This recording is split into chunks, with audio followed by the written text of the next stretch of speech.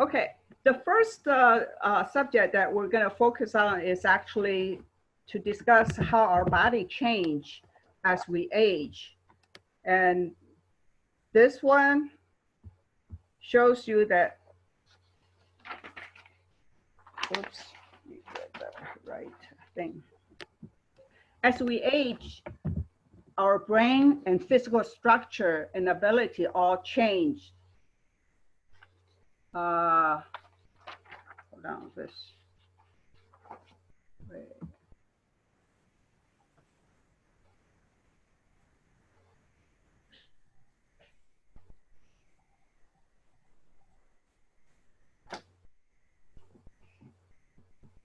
Okay. Our whole body actually slows down a lot when we are getting older. You probably all experience somewhat too, because most of the people that attend our seminar are, we call the older Americans. Our body ability to break down and use medicine even changed. All these change that we have experienced is part of our normal aging. And the aging will have a little bit health problems too. As you can see, these are the statistics showing that 80% of the older Americans have at least one chronic health problems, and 50% have at least two chronic problems. So it is, we probably all know most of the people at the older age will have prescription drugs. And I think they use that prescription drugs number as to determine if a person has a chronic disease. How many do they have?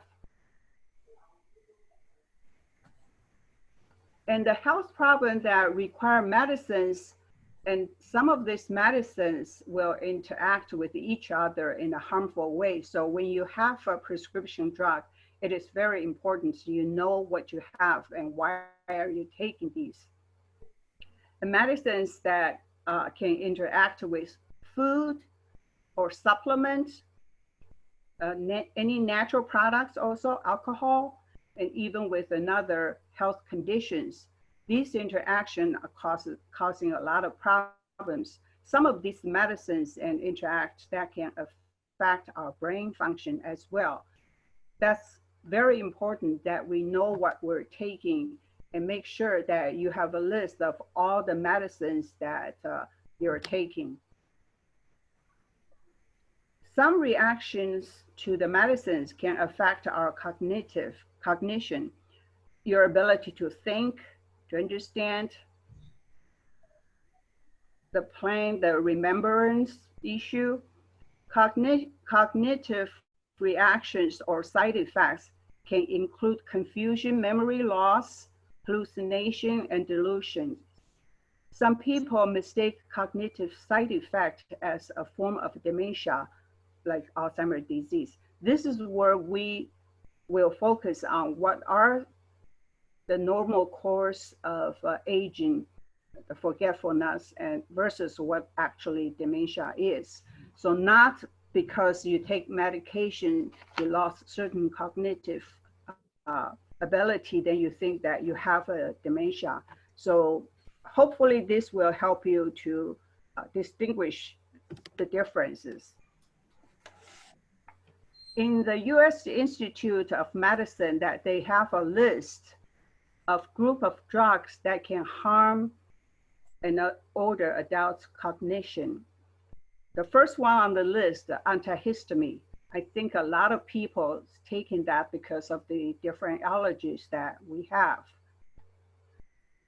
Anti-anxiety and antidepressant medicines, these are also could help harm our brain. Sleep aids, definitely, that one is have a lot of effect on our brain. Antipsychotic drugs, muscle relaxant,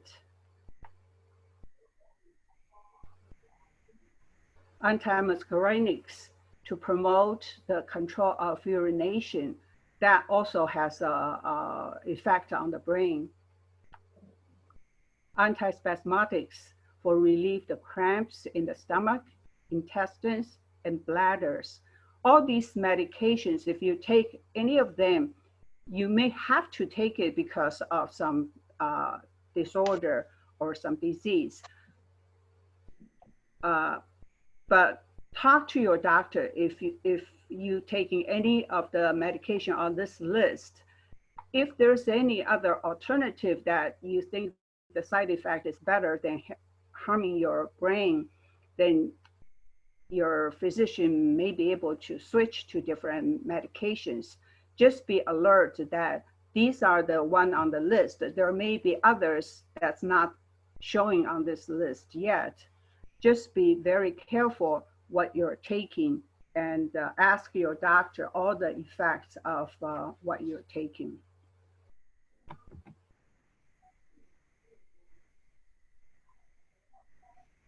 Yeah, here is telling us that we need to discuss the medicines with our doctors.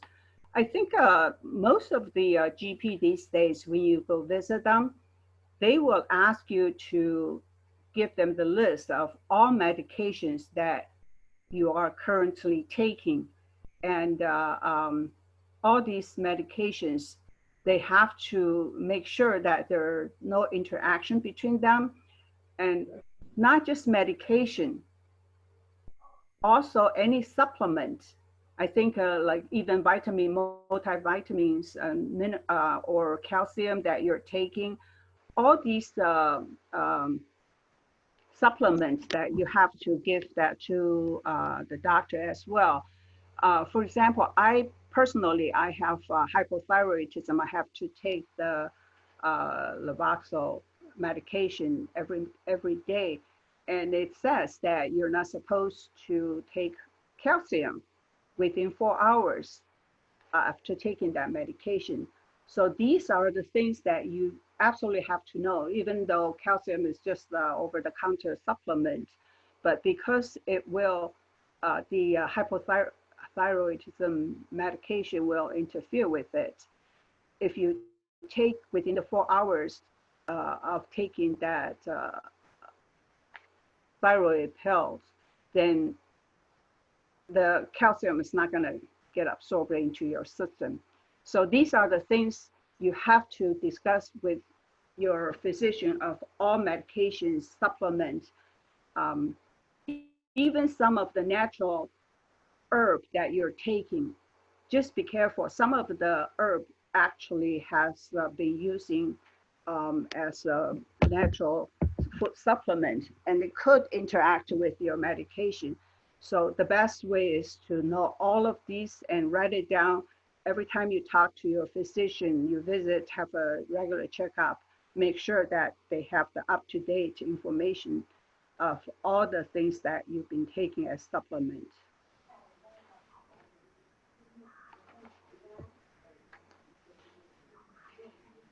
And this list to me is very important. If you have iPhone, you may want to take a screenshot of this because it shows to you what are the important questions that you need to ask your healthcare professionals. What is the name of the medicine? Why you are taking it? How should I take the medicine? Like I just mentioned about my thyroid pill. I have to take it first thing in the morning, and after 1 hour, I can start drinking coffee. Then 4 hours later, then I can take the calcium pill. So how do you take it? Very important. And most of the medication, you know that they probably need you to take with food. And that's because if it's acidic, when you don't eat anything else, just have the medication, it may hurt your stomach when it's too acidic. How long will this medicine take to work? And when can I stop? If you feel like only temporary, you need something and you don't want to take it anymore, then that's fine.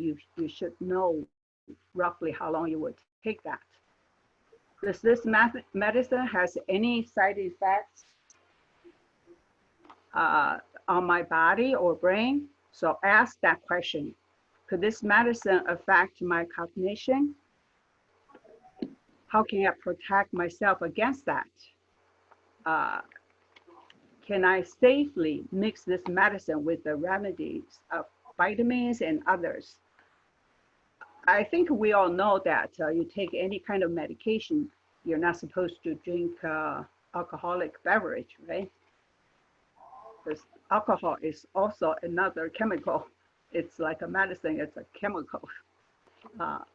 Is there another drug or non-drug treatment? Oh yeah, just here talking about that. If it's like you have a muscle pain some places, if it's possible, use the topical treatment medicine, not the oral medicine, because then it won't go through your whole digestion system, which could burden your liver and even kidney. So because the liver and kidney is your body's detoxin machines, they trying to get all the non-physiological, naturally produced chemicals out of the body system. So the more medicine you take, the more burden your liver has. So if you take the topical medicine, it goes from the skin right into wherever the pain is, then it won't go through your liver. So it has a less damage effect to your whole body. So if you can take the topical or take the heat pad or cold ice pad, all these kind of things are sometimes a little bit better than taking oral medication. Okay, just this is just the first part of it. And then we are going to spend the rest of the hours talking about the dementia information to understand what dementia is. And hopefully we can, after the session, we will be able to distinguish between the normal course of aging versus dementia. Now I have to find another PowerPoint.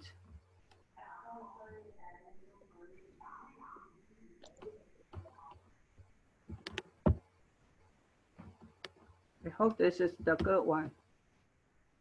No, it's not giving me that. Stop sharing.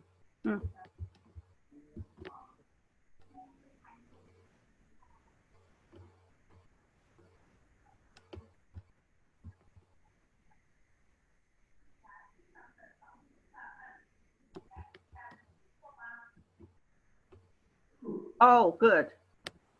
Now you can all see.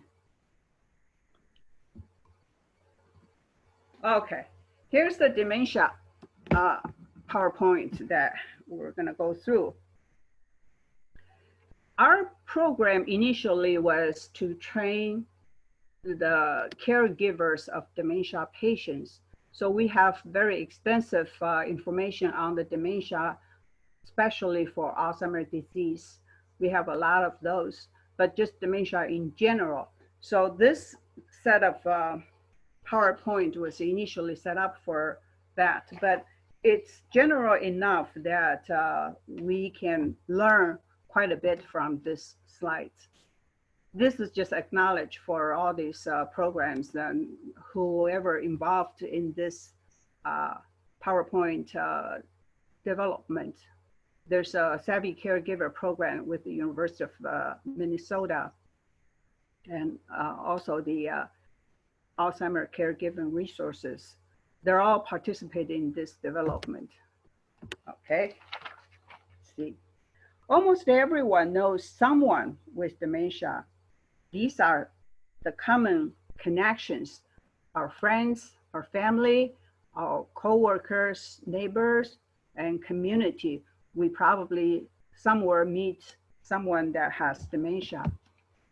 The objective of this particular PowerPoint is to understand the basic of dementia and the change in the thinking process, and also the communication strategies. The last one is more for caregiver, but just like a couple of slides only. So we just keep it there. So just in case we run into anyone who has dementia, we know a little bit better how to communicate with them.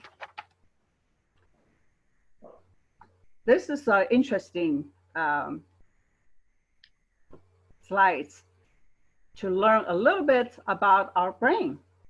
Do you know that we have 100 billion neurons in the brain? And the brain, our head is relatively proportionally smaller than the rest of our body, right? And the brain is just the top portion of that. But that little brain up there in our head uses 20% of the total calories intake every day. So don't deprive yourself thinking that you want to lose weight and not eating, but it's quite important that to keep your brain healthy, you have to eat the right amount because your brain uses a lot calories. I don't know if you remember in the old days when you were in college, you have a final coming up, you study all day, you feel like you didn't go out to even walk, but you were so hungry at the end of the day. Now I understand why, because it does use a lot of, burn a lot of calories when you're just using your brain study.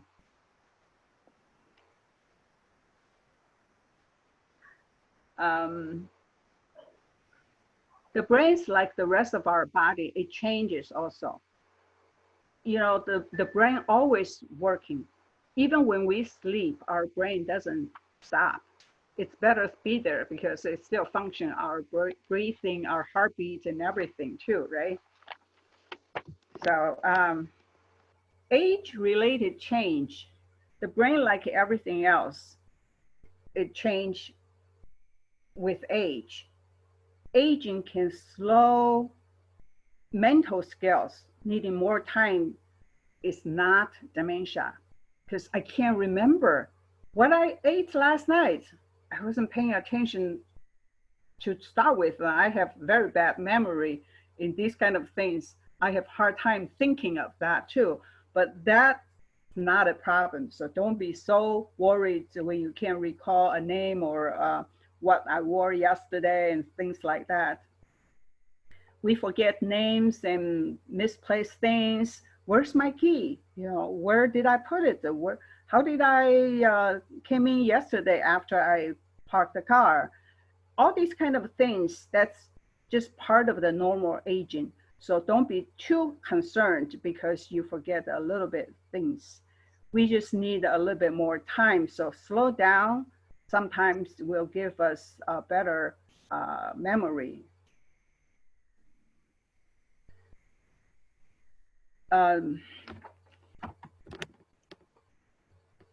The beyond aging per se, if we take medication, some of them will interfere with our cognition, and then you will feel that you have memory problems. And this medical conditions says that health condition that definitely can cause the brain changes. These can give us confusion sometimes and memory problems. The serious medications as infection or diabetes, pneumonia, thyroid, and kidney disease can cause the brain not to work properly. So all of these disease conditions that can give us false alarming that we may have dementia. So that's one of the reasons we have to really know our own body. And then if you have any of these, like a thyroid imbalance, kidney disease, the liver failure, diabetes, nutrition concerns, dehydration. Oh, talking about dehydration, since we have most everyone here is a senior or older adults here. For older people, it is very easily get dehydration. I just want to mention it here to all of you.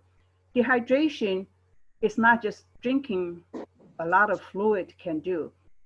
because when you were younger, you probably drank about the same amount, but you wouldn't easily get into dehydration. But at older age, when your metabolism slows down, dehydration happens more often. What you need to do is every day when you drink, remember trying to drink something that has electrolyte in there. For example, you know, all the sports drinks that has a lot of electrolyte in there, that's basically electrolyte to keep the athletes after exercise that they will not get dehydrated. But many of those sports drinks have too much sugar in there. It's good for athletes because they need to adding nutrition into their body right away. But for us, if we wanted to just have more electrolyte to retain the water in our body, then we don't need the sugar in there. So if there's any zero sugar one, that's probably better. But you don't like those fake sugar, right? So I tell you that the best one that a lot of physicians prescribe to their patients is the coconut water. Coconut water, the composition is very similar to humans' plasma. So if you drink coconut water, there's good natural electrolyte in there. And that's why coconut water becomes very popular now. And it's probably one of the best natural electrolytes that you can get. So make sure that you drink every day, not just water. There's some electrolyte in the drinks somewhere, okay? Any substance use or medication misuse, UTI, that's the urinary tract infection, pneumonia or internal infection, all these medical conditions will probably not helping your brain health. Dementia is defined as the global loss of thinking skills. We tend to think that dementia as an incurable neurological disease, but dementia refers to a group of symptoms caused by conditions or diseases. Dementia describes several cognitive changes that impact functioning. Losing your keys is normal. Finding them and not knowing what to do with it, that is a concern. So if you just misplace it, it's okay. But if you find it and say, what is this key for? What do I do with it? That's a more concern when you don't know what to do with a key, a car key.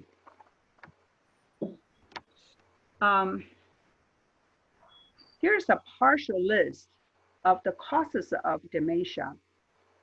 Older people are at high risk for some of these, such as dehydration, medication misuse, poor nutrition or urinary tract infection, walking pneumonia, depression, or grief with a loved one loss in the family, or any other diseases.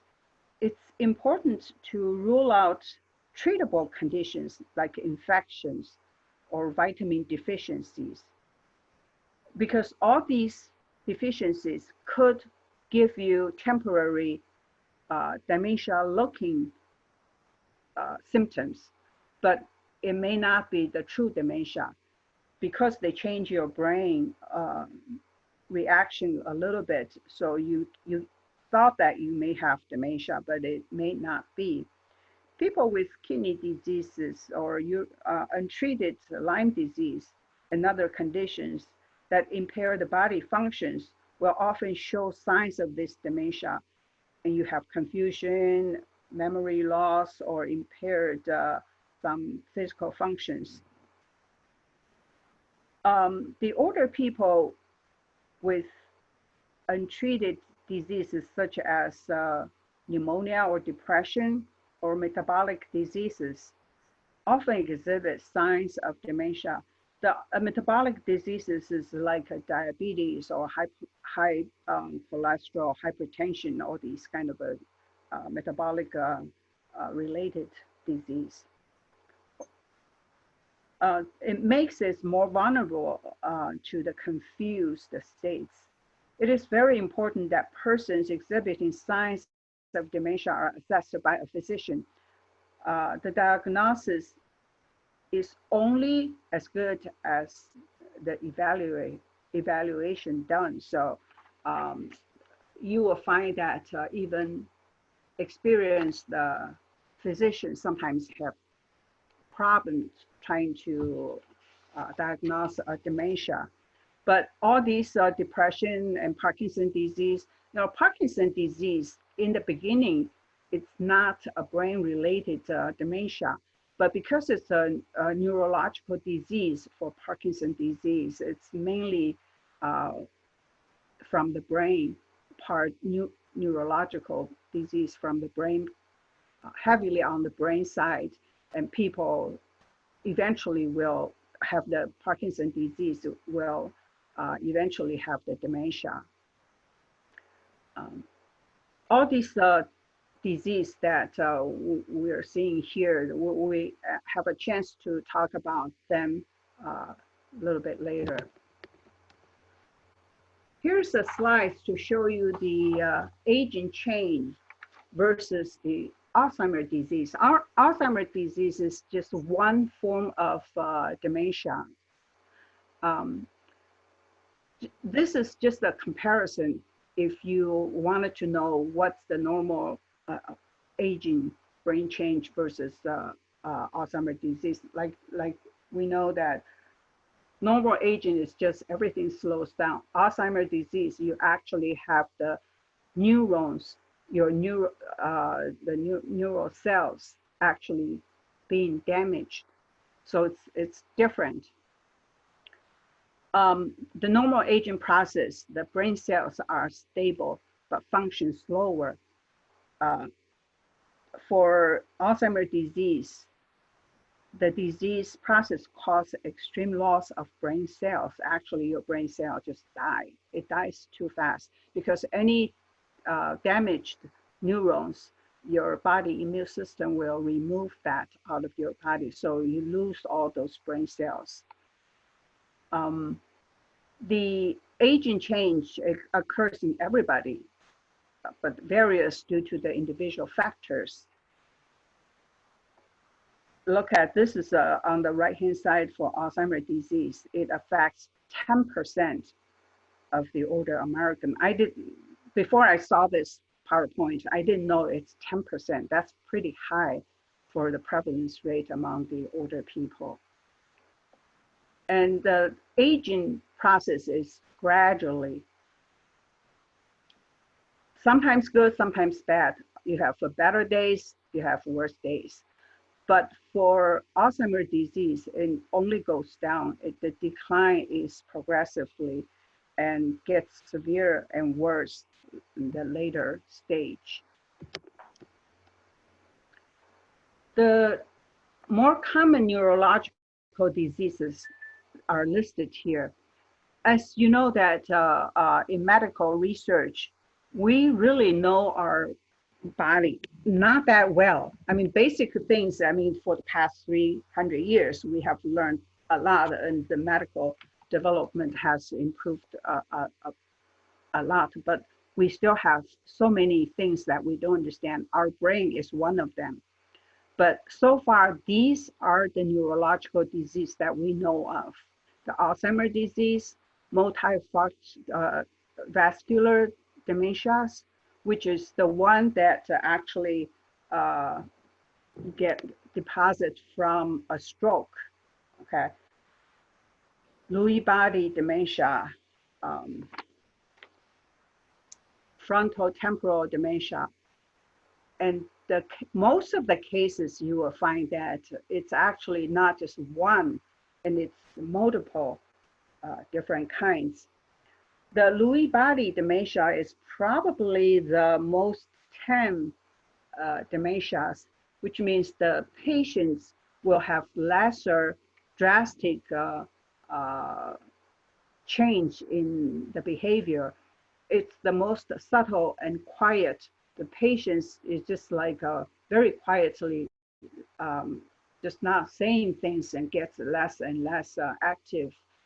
We had a patient uh, that has this disease, and his wife came to our caregiver training, and she says that it's probably the best dementia to have because she can leave him home by himself and he will be quietly just sit there not doing much. But Alzheimer's disease is different than the Alzheimer's disease. The patient can just start walking, left home and not knowing how to come back. So you can never leave him alone by himself. So these are the things that are subtle difference, but the frontal temporal dementia is also difficult to really diagnose. And these are all the different parts of the brain, the neural damage is heavier than others. So they have this in a different category because they have behavior differently from one to the other. But you will find that most of the patients that they diagnose to have dementia will have a mixture of any of these kind of diseases. Here's a little bit, yeah, this is the one I don't want it to say because that's getting people confused. So skip that, it means something different. Everyone is unique and no one experiences dementia in the same way. People vary in their ability and there are various in neurological diseases. Each person has their own life and the health history. So you can see that, well, they put it in here just basically to tell people that everyone is different. So don't expect you have exactly the same problem as someone else has the same disease. That's why you need to see a specialist to diagnose your conditions. Dementia refers to a group of symptoms and is often used to indicate a neurological disease. Brain age and changes are normal. Slower thinking and memory lapses are part of the aging process. Neurological diseases impair functioning. They worsen over time. Here's just a recap. The next couple of minutes, we're gonna dissect our thoughts. What are the important elements in the thoughts? Hopefully by knowing that, when you're trying to assess if your spouse has any of these symptoms, you can go element by element to assess that, okay?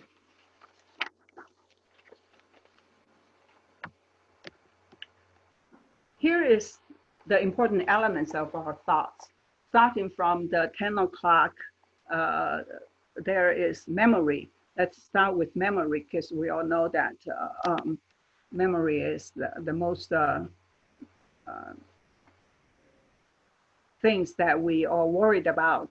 And so let's see, let's go clockwise. Memory, judgment, attention, perception, reasoning, organization, abstract, and language. We are going to discuss each element and hopefully we can give you a little bit sample what the normal aging is, what dementia behavior would be. So for memory, it's always at the top of the list of symptoms, and it plays an essential role in linking us to our past, present, and each other. While people worry about memory loss as the early indicator, there are actually neurological diseases which memory changes are not the first sign. So this is something that we all experience. So we all think the dementia patients is forgetful on things. So memory is the first thing. Later, we will show that some other neurological diseases actually memory loss is not the first, it's language or something else. And the concern is the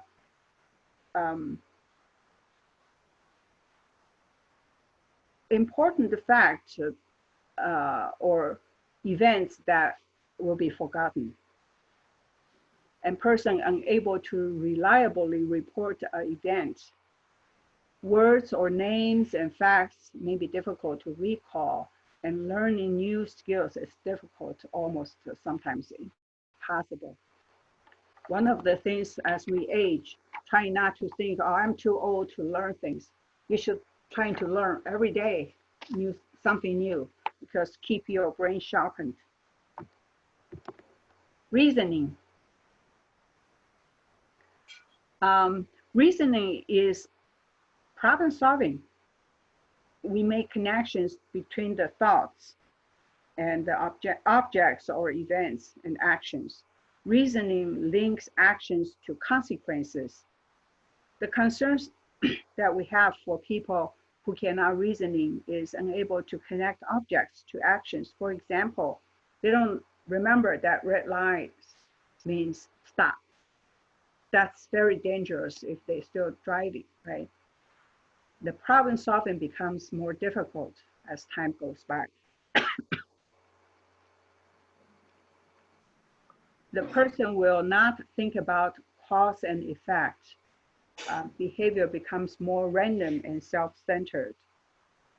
Usually, if it's slow, you won't have these kind of a change. You take longer time to solve a problem, but you can still do it. But when you cannot and difficult, cannot even do that, then that's more concern. For language is important for communication. Some neurological diseases begin with language problems, not the memory. The example is after stroke. I think there's a lot of stroke information passed around on the internet. You probably all have read some of these. When you have when someone has a stroke, the symptoms, one of them is they can't talk. So language becomes the first thing after a stroke, that a lot of people lost the skill to be able to speak anymore. In fact, there's a lot of speech pathologists that their work is to help the rehab the stroke patients. I know at University of Michigan, there's a group of, there's a program specially assigned to people who can help the stroke patients. Because I have a student that coming asking me that he developed a device to help Asian speaking language for any stroke patients in the Asian community. So there's a lot of people helping to do the language recovering program at the university. For judgment, this is to assess the risk of all levels of importance. Okay. Some people like to take risks, while others don't. So when you assess somebody, hopefully you know the person before you suspect that he or she has the disease. Because if someone always takes risks and after acquire the disease and he's still taking more risk than others, probably just part of his personality too. So every level is different. You have to know the person and in order to assess better.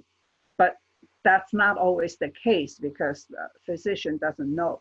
So if you have loved ones or your parents that has this tendency, hopefully you'll be alert that the judgment, the risk-taking is partially could be the personality also. And the risk-taking, including the financial management, okay? And it's very important if the judgment is wrong, they can't even dress properly going outside. Perception. Perception actually includes all senses. Misconception can interpret environment cues. And you can be very paranoid or suspicious of things happening around you. Media can be distracting. Potential for overload or too much input. Delusion or hallucination can recognize the familiar people. These are all part of the perception that for dementia patients, they will lose the capability. The next one is abstraction. This is the most concern because something that's not tangible, you cannot grab it or you can't show the physical part of it. Everything is abstract, like time, distance, relationship. All these things are symbols. A stop sign, you don't know that symbol because it's abstract. You have to know, remember what stop sign is. And people with dementia will increasingly unable to recognize a lot of symbols. They only recognize very simple things. A lot of things that you used to use signs, now you can't. Probably simple language is still a little bit better communication. If you don't recognize the symbols, you cannot function sometimes. The basics like time, minutes, doesn't mean anything to them. Actually, for the concern, abstract things don't mean anything. And distinguish the action required, the symbol like the stop sign, link action to concept. If this happened, then what happened? They won't have the capability of doing that. So these are the deterioration of dementia patients, not for regular normal aging. The organization, a lot of tasks that takes a lot of organization to know the process step by step. And the task usually have an order and then the purpose of doing each step.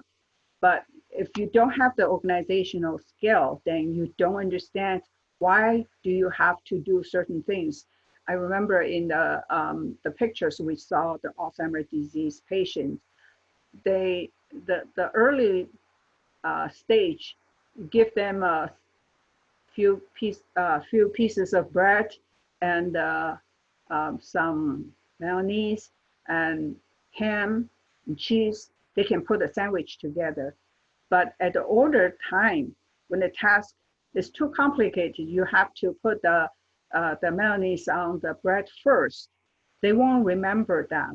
They took this one patient, I remember that seeing she pick up the piece of bread and then just hanging there and just not knowing what to do next. The caregiver has to say, now you can use the mayonnaise and put the mayonnaise in front of her, let her actually pick it up and put it on the bread. So the organization of simple tasks like that, they can't even manage that. That's Alzheimer's disease. That's the dementia patient. But normally, if I forget a step, like I always do this first and the next step is to do the following step. Sometimes I forget that one step and go to the third steps. That's okay. That's just one time situation. It is not like a totally unorganized and not knowing what to do step by step. So any complex tasks are very difficult for the dementia patient. Sometimes they can't even dress themselves toward the later stage. Attention. Here's the thing that attention, as we get older, we all have a little bit more attention deficits than we were younger. I keep joking to my friends, myself, that I have very bad ADD. I'm doing too much work in front of the computer every day, and sometimes I forget to get up and walk around, and I say, I totally forgot what I need to do, and I need to trying to get attention to the environment, and also in these days, I do the same thing repeatedly. I get bored, and I think I have attention deficits as well. And it's a bad situation. So I always have to remind myself that after an hour or so, get up and walk around a little bit. So attention that keeps us on the task, and gain information from this environment. Attention can be compromised by distraction as well. When we getting older, we all are more easily get distracted, and choice of the suitable task. As I say that when I sit too long, one of the things for myself is to get up and walk around, distract myself and get attention to something else. Increased need for monitoring and refocusing. If enjoy a task continues it beyond expectation, that's the symptom of dementia. If not enjoying, they can be distracted.